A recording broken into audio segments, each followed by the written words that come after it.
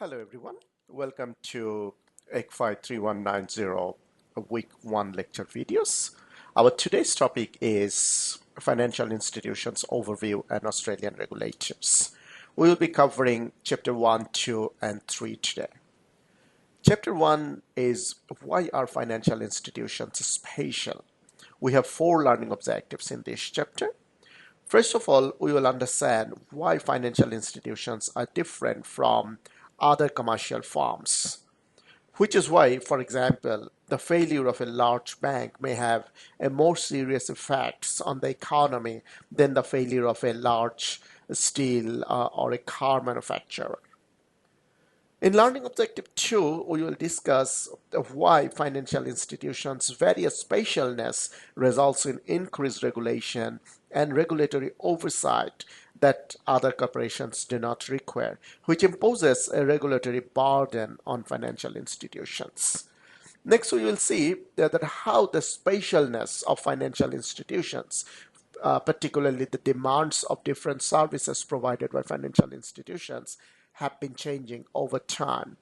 And last of all, we will see how global financial crisis has led financial institutions to shift away from their traditional risk measurement and management approach to a more dynamic one. I will be uploading separate videos on each of these learning objectives. So in this video, I will be discussing learning objective 1, financial institutions specialness. First of all, to realize the financial institutions' specialness, imagine a world in which financial institutions do not exist. In such a world, household generating excess savings will have only two options, two choices. They could hold cash as an asset or invest in securities issued by corporations. In such an economy, however, without financial institutions, the level of funds flow between household savers and the corporate sectors is likely to be low. Why? Well, several reasons. First of all, once households have lent money to a firm by buying its securities, households need to monitor or check the actions of that firm to ensure that the managements are pursuing the shareholders' goal rather than their own goal.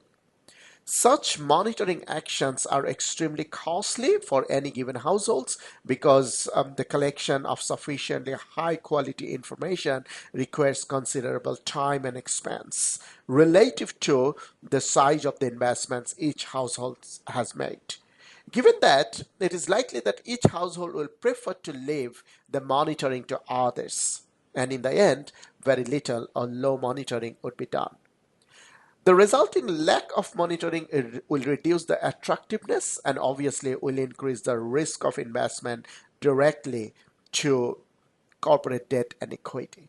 And that's the reason households might find direct investment in corporate securities unattractive, particularly due to the monitoring cost that I just discussed. Secondly, the relatively long-term nature of corporate debt and equity and the lack of secondary market in which households can sell these securities create a distinctive for household investors to hold the direct financial claims issued by corporations.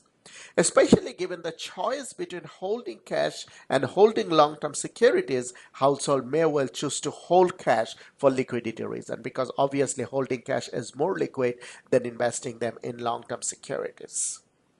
So, especially if households plan that they will consume their savings in the near future, they will obviously will like to hold cash rather than investing in corporate securities because of this high liquidity risk. And finally, even if financial markets existed to provide liquidity services by allowing households to trade corporate debt and equity securities among themselves, investors also face a price risk on the sale of the securities. So a price risk essentially means that they end up selling securities at a price less than the price at which they bought them. And transacting securities in the secondary market also involves various transaction costs. So because of monitoring costs, liquidity cost, and price risk, the average household saver may view direct investment in corporate securities as an unattractive proposition, and so is their savings will reduce, or they will like to save, particularly in the form of cash. However, the economy has developed an alternative and indirect way to channel household savings to corporate sector. This is via a channel savings by financial institutions. Because of the cost of monitoring liquidity and price risk that I just indicated, as well as other reasons that I'm going to discuss shortly, the savers often prefer to hold financial claims issued by financial institutions rather than those issued by other corporations directly. So you understand that financial institutions play an important role between the savers and the corporations in mobilizing the savings. So in doing so, financial institutions essentially perform two major functions. One is brokerage function, another is intermediation function. As a brokerage function, so financial institutions essentially act as a pure broker or as an investment advisor. So when they act as pure broker, the financial institution as an agent will providing you information as well as transaction services. For example, a full service securities firm like Morgan Stanley Australia or Goldman Sachs Australia carry out investment research and make investment recommendations to the household clients, as well as they conduct purchase or sale of securities for a commission. So, as a broker, financial institution will let you buy and sell securities on the basis of their investment research.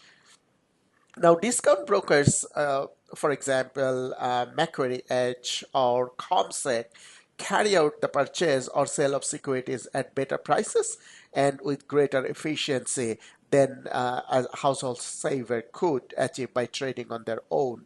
The efficiency results in reducing the cost of trading, or what we call economies of scale, since the brokerage firms will be buying and selling securities on behalf of their clients, and they will do it in bulk quantity, so per unit transaction cost will be much lower compared to if a household or an investor carry on the transaction by his or her own.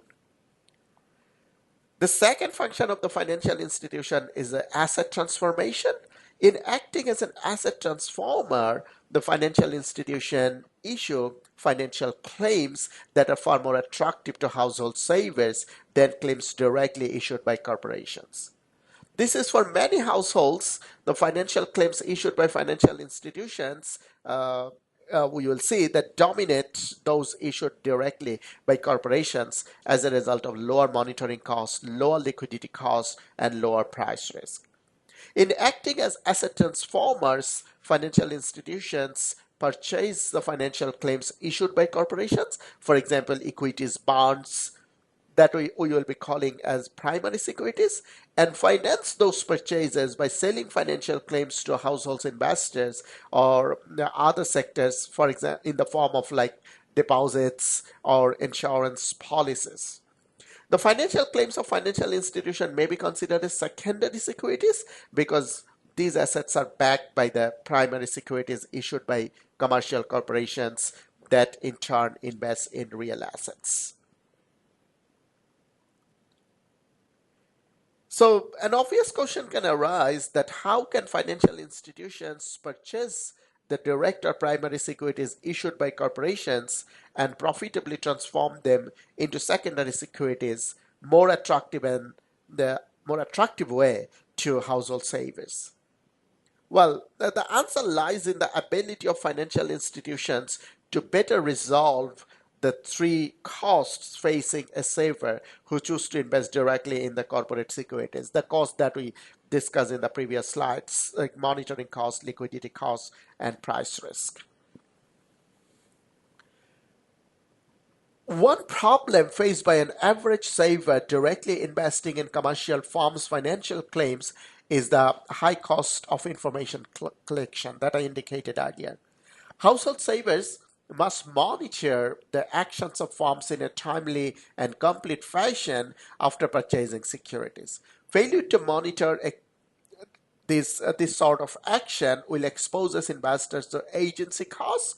Agency costs means that the cost that management will deviate from the shareholders or the corporate goal of wealth maximization and management pursuing their own goal. One solution to this problem for a large number of savers to place their funds with a single financial institution.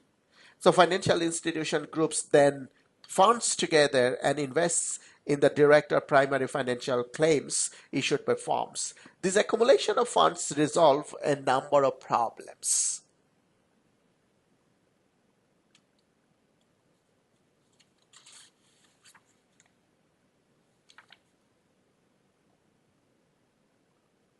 So financial institution has a greater incentive to collect information and monitor the actions of the firm because it has far more at stake than does any small individual or household does. This elevates the free rider problem that exists when small household savers leave it to each other to collect information and monitor the actions of firms. In a sense, small savers have appointed the financial institution as a delegated monitor to act on their behalf. Not only does the financial institutions have a greater incentive to collect information, the average cost of collecting the information is also lower. Now, associated with the greater incentive to monitor and the cost involved in failing to monitor appropriately, financial institutions may develop new secondary securities that enable them to monitor more effectively. Thus, a richer menu of contracts may improve the monitoring abilities of financial institutions. A classic example can be a bank loan to businesses. Business loans are generally shorter term debt contracts rather than bond contracts. The short term nature allows the financial institutions to exercise more monitoring power and control over the borrower. In particular, the information that financial institutions generate regarding the firm is frequently updated as the as its loan renewal decisions are made.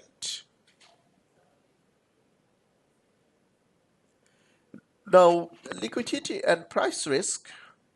In addition to improving the flow of the quality of information that I discussed in the last slide, financial institutions provide financial or secondary claims to household savers. Often these claims have superior liquidity attributes compared to primary securities such as corporate equity or bonds. For example, depository institutions like banks issue transaction accounts deposits contract with a fixed principal value that can be withdrawn immediately on demand by household savers. The real puzzle is how financial institutions such as depository institutions can offer highly liquid and low price risk contracts to saver on the liability side of their balance sheets while investing in relatively illiquid and higher price risk securities issued by corporations on the asset side. Well, the answer to this question lie in the ability of financial institutions to diversify away some but not all of their portfolio risk. So financial institutions diversify away significant amount of portfolio risk, especially the risk specific to the individual firms issuing any given securities. Financial institutions exploit the law of large number in their investments, whereas due to their small size, household savers are constrained to holding relatively undiversified portfolios.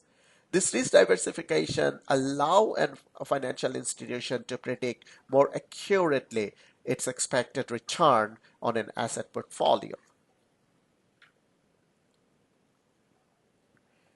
So as I indicated earlier, to other special services provided by financial institutions are reduce transaction cost, and maturity intermediation. So let's first discuss the reduced transaction costs. Just as financial institutions provide potential economies of scale in information collection, they also provide potential economies of scale in transaction costs. By grouping their assets in financial institutions that purchase assets in bulk, such as managed funds or superannuation funds, household savers can reduce the transaction cost of their asset purchase. In addition, uh, bid-ask spread, I hope you know, bid-ask spread is the difference between the buy quote and sell quote price. Spreads are normally lower for assets bought and sold in large quantities. Secondly, an additional dimension of financial institutions' ability to reduce risk by diversification is that they can better bear the risk of mismatching the maturities of their asset and liabilities that can small householders than small householders can. Thus, financial institutions offer maturity intermediation services to the rest of the economy. Especially through maturity mismatching, financial institutions can produce new types of contracts, such as long-term mortgage loans to households, while still raising funds with short-term liability contracts.